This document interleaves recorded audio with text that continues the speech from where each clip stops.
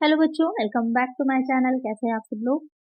आप लोग की पर्टिकुलर सी असिस्टेंट अकाउंटेंट ऑडिटर की जो वैकेंसी आई है उस प्रिपरेशन आप लोग कर रहे होंगे। मैंने भी आप लोग को इसकी जो क्लासेस हैं वो प्रोवाइड कराई थी। इसमें कुछ आपके दो तीन ऐसे पॉइंट्स हैं जो रह गए हैं, उस पर भी मैं आप लोग की जो है वीडियोस ले आऊंगी, तो आपका कंप्लीट हो जाएगा।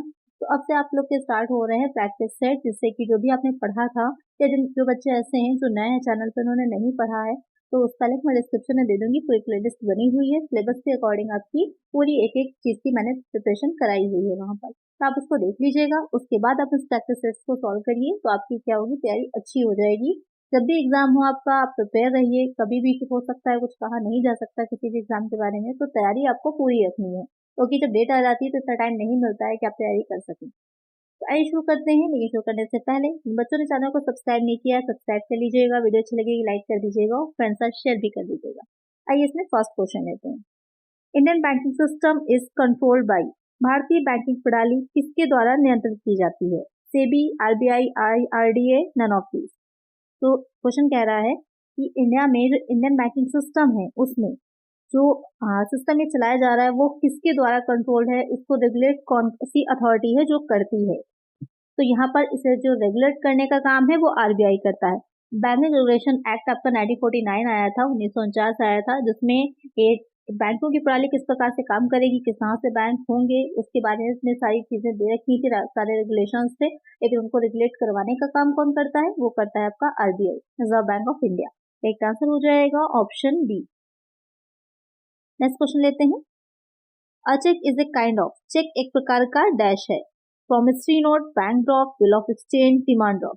क्वेश्चन यहाँ पर कह रहा है कि एक जो चेक होता है वो क्या है। चेक आप सबने यूज किए होंगे, कई तरह के होते हैं। बेरा चेक होता है, क्रॉस चेक होता है।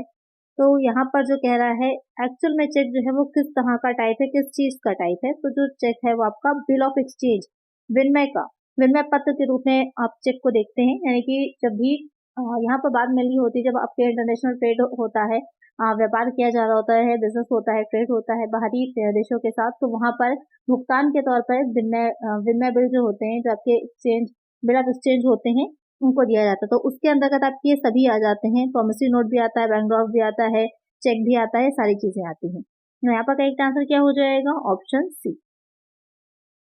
नेक्स्ट क्वेश्चन है, what was W world wide web developed, यानी कि जो आपका डब्ल्यू है, आपको पता ही है क्या है इसकी फुल फॉर्म, लेकिन इसकी खोज कब की गई थी, क्वेश्चन ये पूछ रहा है। 1970 में, 1984 में, 1990 में, 1999 में। तो यहाँ पर जो डब्ल्यू है इसकी खोज जो की गई थी या शुरुआत जो हुई थी वो 1989 में हुई थी। यहाँ पर ये आपका ऑप्शन जो है वो गलत दे रखा है, 1989 होगा। और अगर एग्जाम में आपके 1989 नहीं दे रखा है तो वहां पर अगर 1990 होगा तो आप उसको भी टिक कर सकते हैं, क्योंकि वो भी सही होगा, क्योंकि सबसे करीब का ही है, तो वहां पर वो सही होगा। लेकिन इसका करेक्ट आंसर जो है वो 1989 में की थी, हुई थी। किसने की थी? टिम बर्नर्स-ली ने की थी। करेक्ट आंसर हो जाएगा ऑप्शन बी। नेक्स्ट क्वेश्चन है, what are the application of computer in accounting, लेखांकन में कंप्यूटर का क्या प्रयोग है? To record all business transaction, सभी व्यवसायिक लेन देनों का लेखा करना, to prepare various type of ledger, विभिन्न प्रकार के लेजर खाते तैयार करना, टू प्रिपेयर फाइनेंशियल स्टेटमेंट, वित्तीय विवरणों को तैयार करना, ऑल ऑफ द अबव। यहाँ पे पूछ रहा है कि जो अकाउंटिंग होती है वहां पर कंप्यूटर का क्या यूज होता है। तो इन तीनों में ही कंप्यूटर का यूज किया जाएगा। जब हम अकाउंटिंग करेंगे तो वहां पर कंप्यूटर का यूज इन तीनों ही सिचुएशंस में होगा, इन तीनों ही स्टेप्स में होगा।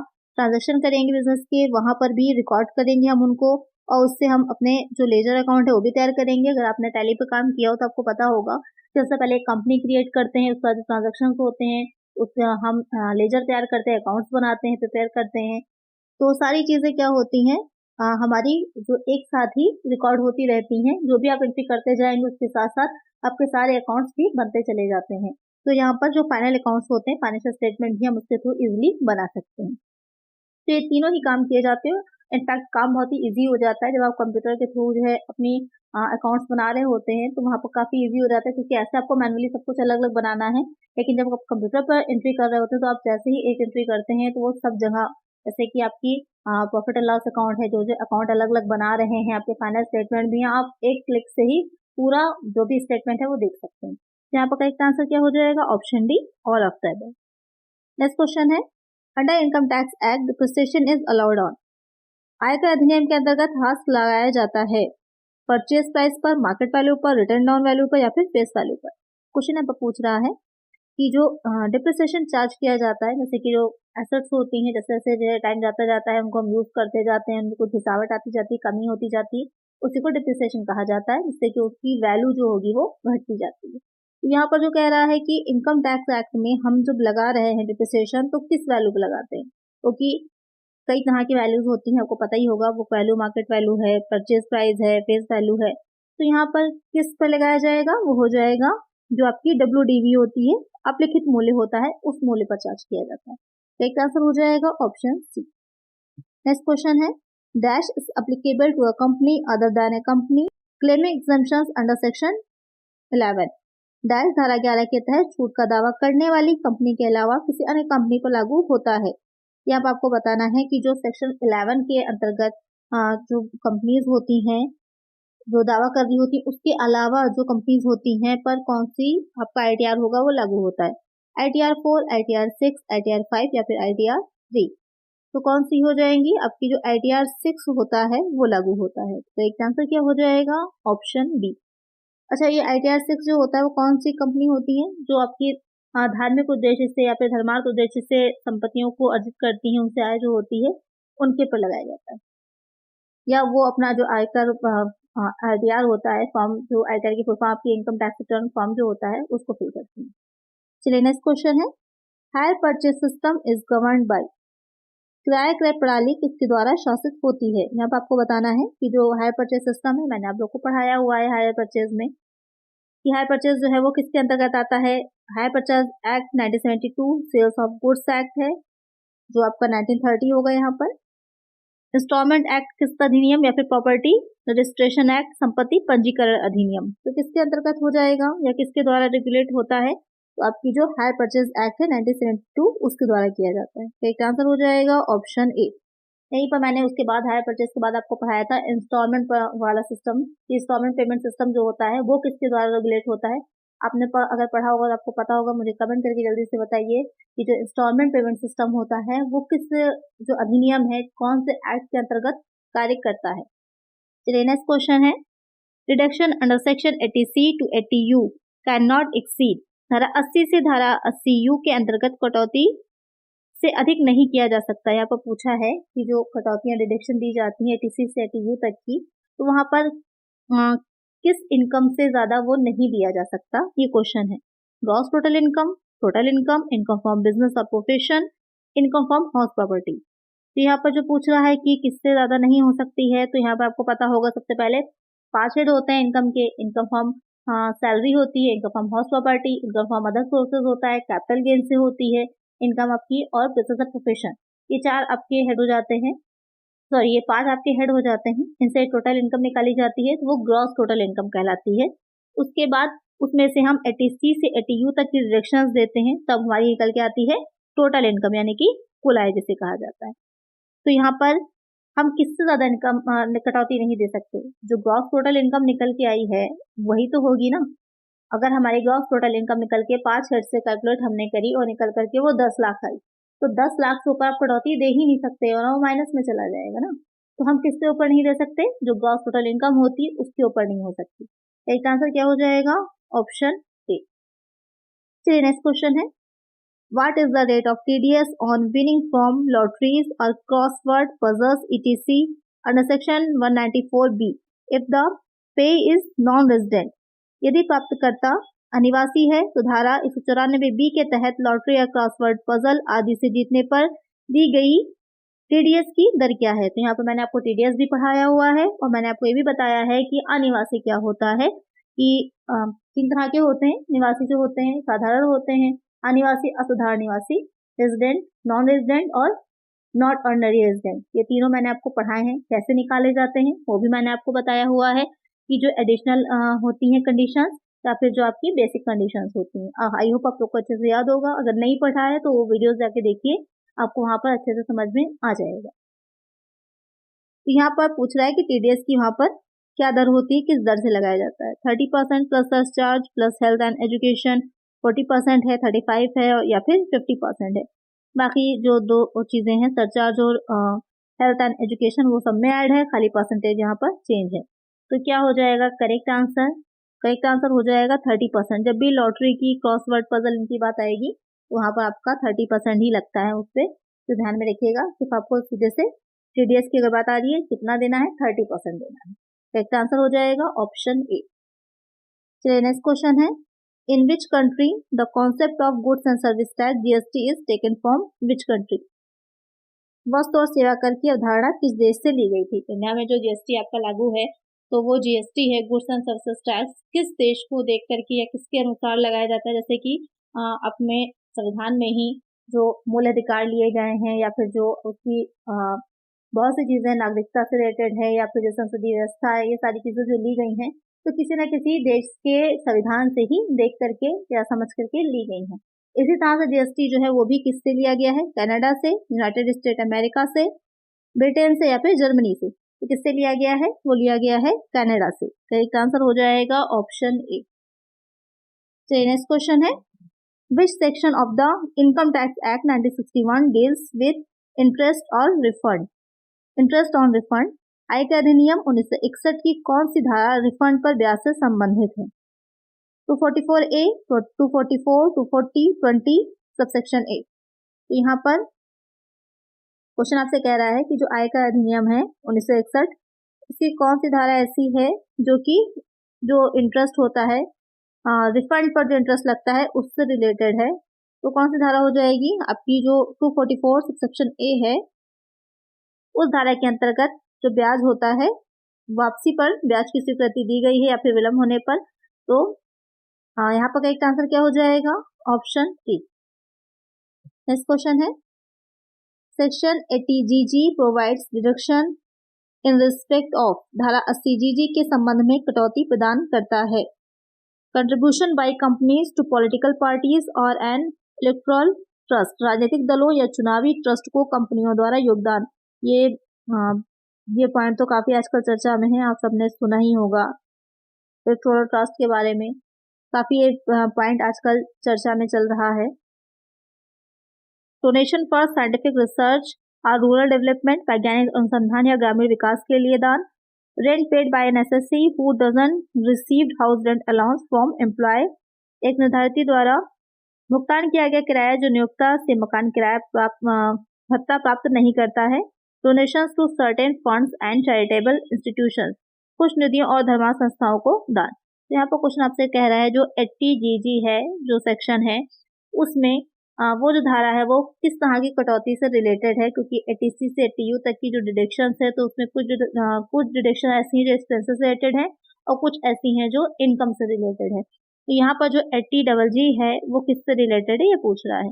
तो 80G की अगर बात की जाती है तो वो डोनेशन से रिलेटेड है, ध्यान में रखिएगा। लेकिन अगर DG हो जाते हैं तो वो जो रिलेटेड है तो रेंट पेड बाय एसएससी, ऐसा व्यक्ति जो कि रेंट पे कर रहा है लेकिन उसे house rent allowance for employ, लेकिन उसे क्या है, हाउस रेंट अलाउंस HRA जो है वो अपने जो भी मतलब एम्प्लॉयर है, नियोक्ता है, उससे रिसीव नहीं हो रहा है, तो वहां पर उसे क्या कटौती दी जाएगी, किस तरह से दी जाएगी, उससे रिलेटेड है। तो एक आंसर क्या हो जाएगा? Option C.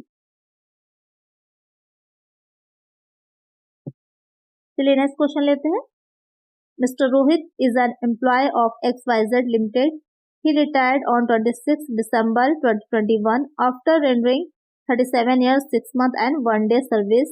If Mr. Rohit is covered under Payment of Gratuity Act 1972, count the completed years of service for the purpose of computing gratuity. तो यहाँ पर gratuity से रिलेटेड क्वेश्चन है।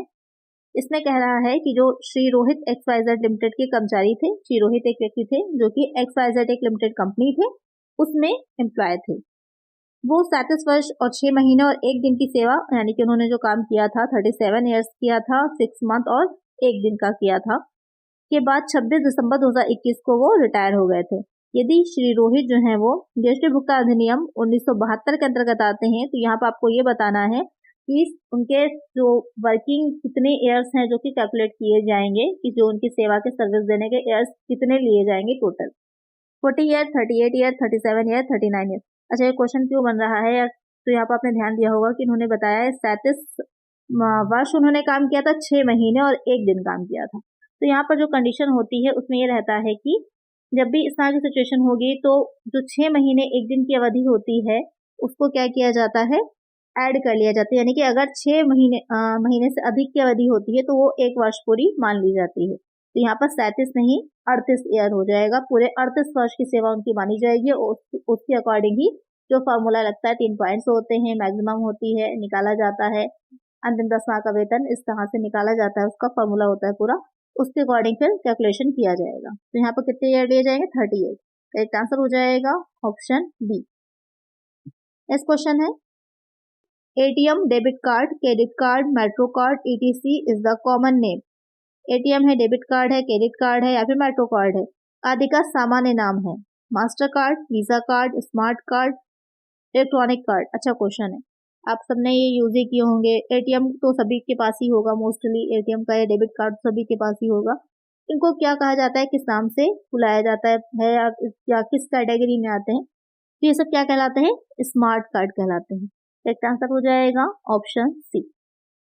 और इसमें क्या होता है, स्मार्ट कार्ड होते हैं, इसमें एक इलेक्ट्रॉनिक चिप होता है, आपने देखा होगा कि इसमें एक चिप लगा होता है छोटा सा उस गोल्डन कलर का, जिसमें से डिजिटल डाटा जो होता है आपका फीड रहता है और ट्रांसफर होता है। तो करेक्ट आंसर क्या हो जाएगा, ऑप्शन सी। नेक्स्ट क्वेश्चन है dash is the first and last state in India to implement GST. GST लागू करने वाला भारत का प्रथम राज्य तथा अंतिम राज्य है। यहाँ वो क्वेश्चन ने पूछा है कि पहला ऐसा कौन सा स्टेट था जहाँ जीएसटी लागू किया गया था और लास्ट में सबसे जीएसटी किस स्टेट में लागू किया गया है। असम, जम्मू कश्मीर, सिक्किम। असम, जम्मू कश्मीर, सिक्किम या फिर हिमाचल प्रदेश, असम।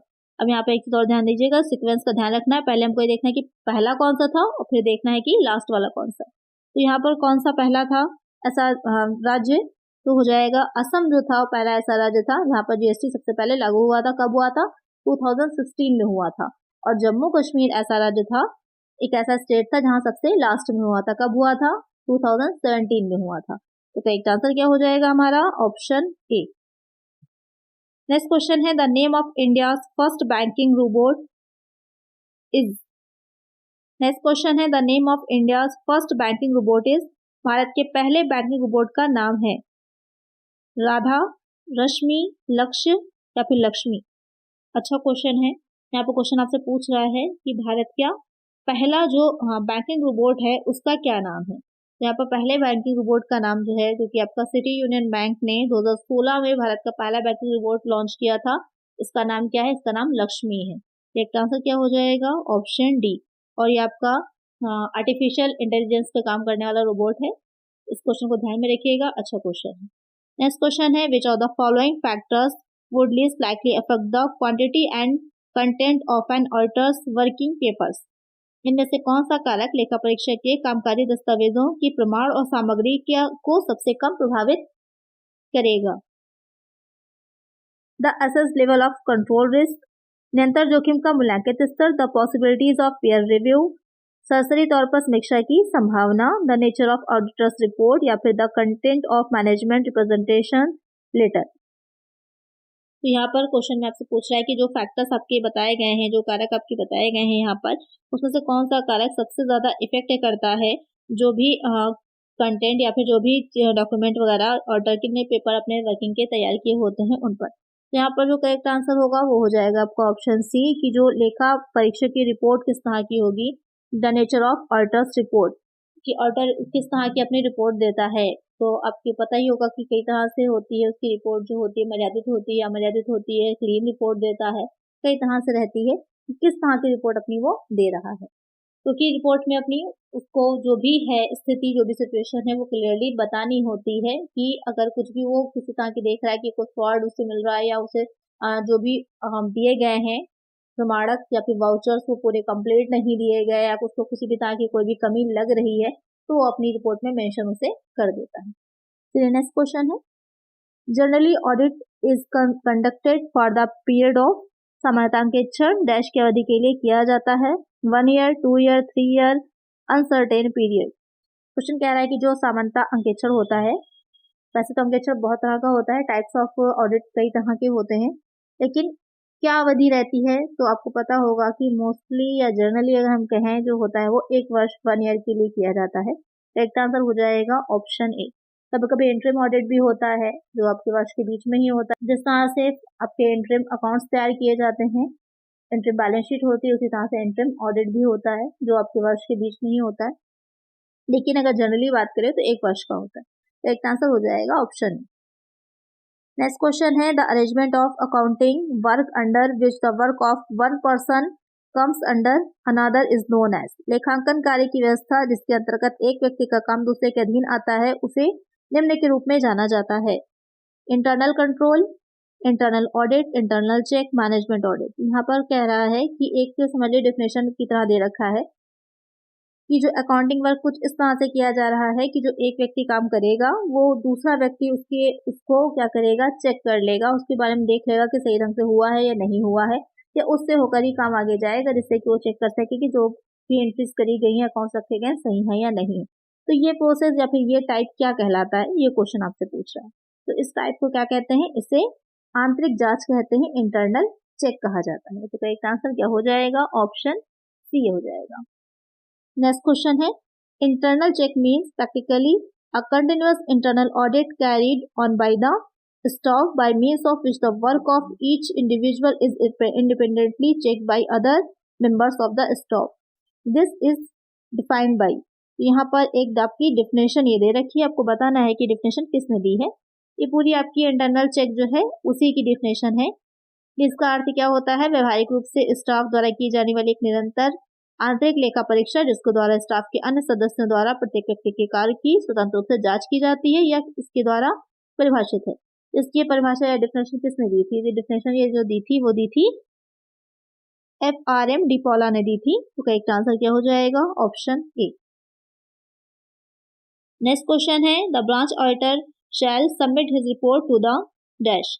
शाखा लेखा परीक्षक अपनी रिपोर्ट डैश को प्रस्तुत करेगा, मैनेजिंग डायरेक्टर को, कंपनी ऑडिटर को, फाइनेंस कंट्रोलर को या फिर कंपनी लॉ बोर्ड को।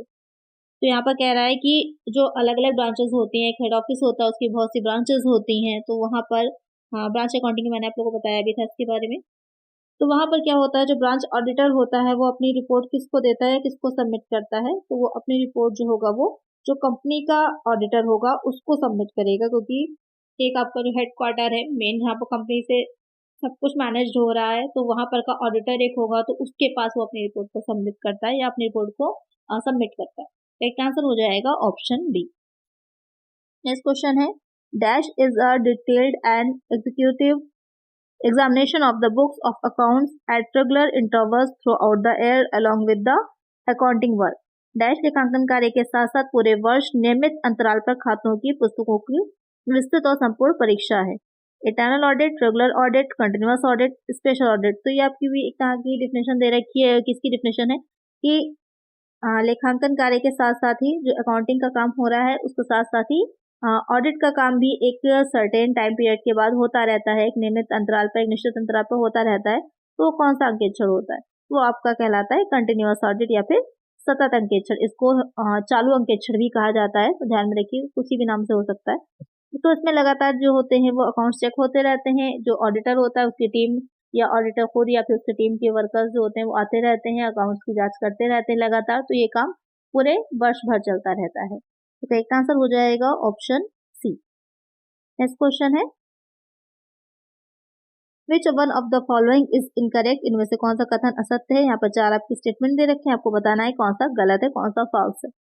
In the audit accounts and record does not verify true and fair. लेखा परीक्षा में खातों और अभिलेखों को सत्यतापूर्ण और निष्पक्ष ढंग से सत्यापित नहीं किया जाता है। Audit is conducted in accordance with generally accepted auditing principles.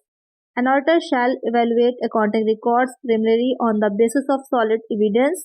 In statutory audit, the scope of work is determined by the relevant law and in case of private audit, it is done by the client. तो यहाँ पर आपके 4 option दे रखे हैं, तो आपको बताना है कौन सा ऑप्शन जो है वो असत्य है, गलत है। ध्यान दीजिएगा, इनकरेक्ट आपको बताना है। यहाँ पर अक्सर आप लोग कंफ्यूज हो जाते हैं, ध्यान नहीं देते हैं ये क्या क्वेश्चन है, पूछ रहा है गलत पूछ रहा है, सही नहीं पूछ रहा।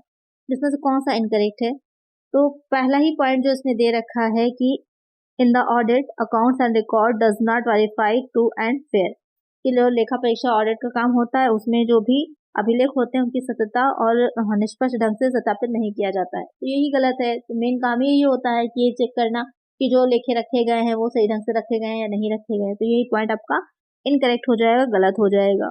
यहाँ पर करेक्ट आंसर क्या होगा, ऑप्शन है। बाकी बी जो दे रखा था उसमें कह रहा है कि जो लेखा परीक्षा के सिद्धांत होते हैं, ऑडिट प्रिंसिपल्स होते हैं, उनके अकॉर्डिंग करना चाहिए, सही है। जो थर्ड पॉइंट सी कह रहा है उसमें कह रहा है कि जो मूल्यांकन किया जाता है जो सॉलिड एविडेंस होते हैं उनके बेसिस पे होता है, ये भी करेक्ट है।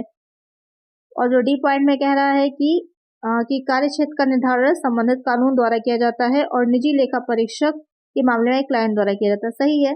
अगर निजी लेखा परीक्षक है, जैसे प्रबंध का हो रहा है, मैनेजमेंट का लेखा जोखा हो रहा है, तो वहां पर क्लाइंट जो होगा उसके बेसिस पे किया जाता है, तो ये तीनों बाकी के सही हो जाएंगे, ए वाला जो होगा वो गलत होगा। नेक्स्ट क्वेश्चन लेते हैं। What are the purpose of closing entries for financial reporting? वित्तीय रिपोर्टिंग के लिए प्रविष्टियों को बंद करने के उद्देश्य क्या हैं? यहाँ पर आपको बताना है कि इसमें तीनों भी सही हो सकते हैं, कोई एक पॉइंट भी सही होगा। यहाँ पर देखते हैं, आइए। यहाँ पर पहला पॉइंट जो कह रहा है कि कोई भी धन जो उस खर्च पर नहीं लगाया जाता है जो शुद्ध आय को कम कर देता है, ऐसे व्यय जो वर्ष के अंत में निर्धारित होते हैं वह लाभांश होता है। नेक्स्ट पॉइंट कह रहा है कि सभी समापन प्रविष्टियों के अंत में सभी राजस्व व्यय खाते में शून्य की शेष राशि है। कंपनी द्वारा अर्जित अगली आय को बनाए रखी गई आय से स्थानांतरित कर दिया गया है। अच्छा क्वेश्चन है, तो इसका आंसर आप लोग मुझे कमेंट करिएगा कि सही इसमें से कौन सा ऑप्शन है, या फिर तीनों सही है या फिर कोई एक सही है, तो इसका आंसर आप लोग मुझे कमेंट करिएगा। चलिए नेक्स्ट क्वेश्चन लेते हैं। Which of the following is not related to consequential loss insurance? निम्न में से किसका संबंध परिणामी हानि के बीमा से नहीं है? Loss of net profit, loss of standing expenses, stock salvaged या फिर शॉर्ट सेल्स। यहाँ पर क्वेश्चन में कह रहा है कि यहाँ पर जो आपके दे रखे हैं जो भी लॉसेस हैं वो दे रखे हैं, तो यहाँ पर पूछा है कि किसका संबंध परिणामी हानि के बीमा से नहीं है। मैंने आप लोगों को इंश्योरेंस क्लेम चैप्टर पढ़ाया था, तो वहाँ पर इसके बारे में भी बताया था कि किस तरह से होता है, किस तरह का होता है, शॉर्ट सेल क्या होती है, लॉस ऑफ नेट प्रॉफिट, ये सब क्या रहता है, हाँ डिटेल में मैंने समझाया था आपको। तो यहाँ पर जो स्टॉक सॉल्वेज है, यानी कि ऐसा स्टॉक है जो कि जो आग वाग लग रही होती है वहां पर बच जाता है, रह जाता है, जिसमें जो है क्षति नहीं हुई होती है, तो उसको क्या कहते हैं, स्टॉक सॉल्वेज कहते हैं। तो वो हानि नहीं है, वो एक तरह का प्रॉफिट है। तो एक आंसर हो जाएगा ऑप्शन सी। नेक्स्ट क्वेश्चन है, under presidency town insolvency act salary due to a clerk is preferential liability to the extent of. Presidency town दिवालिया अधिनियम 1909 के अंतर्गत एक क्लर्क का बकाया वेतन किस सीमा तक प्राधिकारी दायित्व होता है? 200, 100, 20, 300। ये भी मैंने आप लोगों को इंसॉल्वेंसी जब पढ़ाई थी तो उसमें बताया था कि जो प्रेसिडेंसी आपके दो तरह के होते हैं, प्रोविंशियल होता है, प्रेसिडेंसी होता है। तो जब प्रेसिडेंसी की बात की जा रही होती है वहां पर जो एक क्लर्क होता है किस सीमा तक उसका जो होगा वो प्राधिकारी माना जाएगा, प्रेफरेंशियल लायबिलिटी उसकी मानी जाती है, तो वो हो जाता है 300 तक। 300 तक जो होता है उसको माना जाता है। तो एक आंसर हो जाएगा ऑप्शन डी। नेक्स्ट क्वेश्चन लेते हैं। On seizure of goods by the hire vendor, the balance of the asset account transferred to। क्रय विक्रेता द्वारा माल की जब्ती पर संपत्ति खाते के शेष को हस्तांतरित किया जाता है। Profit loss account, hire vendor account, goods repossessed account, none of the above. यहाँ पर क्वेश्चन कह रहा है कि क्रय विक्रेता द्वारा माल की जब जब्ती की जा रही होती है तो वहां पर जो संपत्ति खाता बनाते हैं तो उसका जो शेष होगा, जो आपका बैलेंस निकल करके आता है, उसको हम कहाँ पर ट्रांसफर करते हैं या किसमें ट्रांसफर किया जाता है? तो उसे हायर वेंडर का जो अकाउंट होता है उसमें ट्रांसफर किया जाता है। करेक्ट आंसर हो जाएगा ऑप्शन बी। यहाँ पर जो मैंने आप लोग को पढ़ाया था, यहाँ पर जो मैंने आप लोग को हायर वेंडर वाला पढ़ाया था, हायर परचेस सिस्टम, तो वहाँ पर सारी एंट्रीज भी मैंने बताई थी आपको कि तो कौन सी एंट्रीज किस तरह से की जाती है, कौन सी सिचुएशन में जब ट्रांसफर करते तो वहाँ पर क्या क्रेडिट होगा, क्या डेबिट होगा। तो अगर आपने अच्छे से देखा है, समझा है, सारी एंट्रीज को समझ लिया है, तो आप लोग के लिए इस तरह के क्वेश्चन बहुत आसान होंगे। आइए नेक्स्ट क्वेश्चन लेते हैं। Computers takes on hire by a business for a period of 12 months should be classified as। 12 महीनों के लिए कंप्यूटर को किराए पर लेना वर्गीकृत किया जाएगा। Current asset, intangible asset, deferred revenue expenditure, not an asset. अगर 12 मंथ के लिए कंप्यूटर को किराए पर लिया जा रहा है तो वो किस तरह के एसेट एक कंपनी के लिए मानी जाएगी, ये क्वेश्चन कह रहा है। वहां पर जब वो किराए पर ले रहा है, वो उसकी है ही नहीं, किराए पर लिया जा रहा है, रेंट पर लिया जा रहा है, तो किसी भी तरह की क्या होगी, एसेट नहीं होगी, क्योंकि जो रेंट पे लिया गया तो उसके लिए रेंट दिया जाएगा। रेंट क्या है आपका नॉमिनल अकाउंट हो जाएगा, वो व्यय है, कहाँ का व्यय में जाएगा, एक्सपेंसेस में जाएगा, ना कि एसेट माना जाएगा। तो यहाँ पर वो क्या है, ना तो चालू संपत्ति, ना अमूर्त है और ना ही अस्थायी आगम व्यय, वो क्या हो जाएगा, not an asset. Correct answer हो जाएगा ऑप्शन डी। नेक्स्ट क्वेश्चन लेते हैं।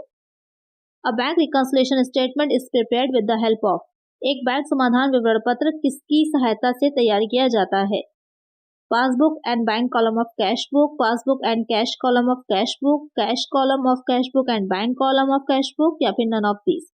क्वेश्चन में क्या है कि जो बैंक रिकंसिलिएशन स्टेटमेंट तैयार किया जाता है उसको हम किसकी हेल्प से तैयार किया जाता है? तो आपको पता ही होगा, जो ये रिकंसिलिएशन स्टेटमेंट होता है, जब हम बैंक के थ्रू भी ट्रांजेक्शन कर रहे होते हैं और कैश बुक भी होती है, तो वहां पर क्या होता है, दोनों में थोड़ा बहुत अंतर आ जाता है, डिफरेंस होता है। तो उसी को मिलान करने के लिए, उसी को बराबर करने के लिए इसको बनाया जाता है रिकंसिलिएशन स्टेटमेंट को। तो यहाँ पर जो कह रहा है कि किसके आवश्यकता होती है, तो आपको पासबुक की आवश्यकता होगी, bank column of cash book की, इन दोनों का मिलान किया जाता है, इन दोनों की आवश्यकता से बनाया जाता है। करेक्ट आंसर हो जाएगा ऑप्शन। अब किसके द्वारा तैयार किया जाता है, क्वेश्चन ये भी आता है। तो बैंक रिकंसिलिएशन है तो बहुत बच्चे समझते हैं बैंक के थ्रू बनाया जाता है, बैंक नहीं बनाता है इसको, जो अकाउंट होल्डर होता है वो बनाता है। ये भी क्वेश्चन पूछा जा सकता है, तो इसको भी ध्यान में रखिएगा। नेक्स्ट क्वेश्चन है, with respect to bank reconciliation details which of the following statement is correct. Bank समाधान विवरण के संबंध में निम्नलिखित में से कौन सा कथन सही है? Reserve bank of India prepares bank reconciliation statement. भारतीय रिजर्व बैंक जो होता है बैंक समाधान विवरण तैयार करता है। According to cash book bank overdraft means debit balance. रोकड़ बही के अनुसार बैंक ओवरड्राफ्ट का डेबिट बैलेंस होता है। Trial balance document required for bank reconciliation. Bank समाधान के लिए ट्रायल बैलेंस दस्तावेज आवश्यक है। Cheque deposited and cleared on the same date will have no effect on the bank and cash balance. एक ही तारीख को जमा और समाशोधित किया गया चेक का बैंक और नगद बैलेंस पर कोई प्रभाव नहीं पड़ेगा। तो यहाँ पर क्वेश्चन आपसे पूछ रहा है कि इसमें से बैंक रिकंसिलिएशन के संबंध में कौन सा कथन जो है वो करेक्ट है, सही है। तो यहाँ पर कौन सा आपका करेक्ट हो जाएगा? जो पहला पॉइंट यहाँ पर कह रहा है कि रिजर्व बैंक तैयार करता है, ये तो गलत है, रिजर्व बैंक नहीं तैयार करता, अभी मैंने आप लोग को बताया। दूसरा जो कह रहा है कि रोकड़ बही के अनुसार बैंक ओवरड्राफ्ट का डेबिट बैलेंस होता है, गलत हो जाएगा, ऐसा भी नहीं है। जो सी पॉइंट कह रहा है कि बैंक समाधान के लिए ट्रायल बैलेंस दस्तावेज आवश्यक है, बिल्कुल नहीं आवश्यक है, अभी आपको बताया ही है। कौन सी चीजें चाहिए होती हैं? आपकी जो पासबुक होती है और bank column of cash book, ये दो चीजें चाहिए होती है। तो यहाँ पर जो डी पॉइंट कह रहा है कि cheque deposited and cleared on the same date will have no effect on the bank and cash balance, तो यही वाला पॉइंट आपका सही हो जाएगा, क्योंकि पूछा था कि कौन सा कथन सही है, कौन सा स्टेटमेंट करेक्ट है। तो जब एक ही तिथि को एक ही डेट में क्लियर भी हुआ है और जमा भी डिपॉजिट किया गया और क्लियर भी हो गया है, तो वहां पर कोई भी इफेक्ट नहीं पड़ेगा, ये कथन जो है आपका करेक्ट है। करेक्ट आंसर क्या हो जाएगा? Option D. तो आज की वीडियो में इतना ही। आज हमने इसके 30 क्वेश्चन सॉल्व किए। नेक्स्ट वीडियो में हम इसके आगे के क्वेश्चन सॉल्व करेंगे। तो अगर वीडियो अच्छी लगी है, आपको इस तरह के प्रैक्टिस और चाहिए हैं, तो चैनल को सब्सक्राइब जरूर कर लीजिएगा और लाइक जरूर करिएगा। अगर वीडियो आपको अच्छी लगी है, इस तरह के और वीडियोस आप आगे चाहते हैं, तो लाइक जरूर कर दीजिएगा वीडियो को और फ्रेंड्स के साथ शेयर भी कर दीजिएगा। मिलते हैं नेक्स्ट वीडियो। Thank you.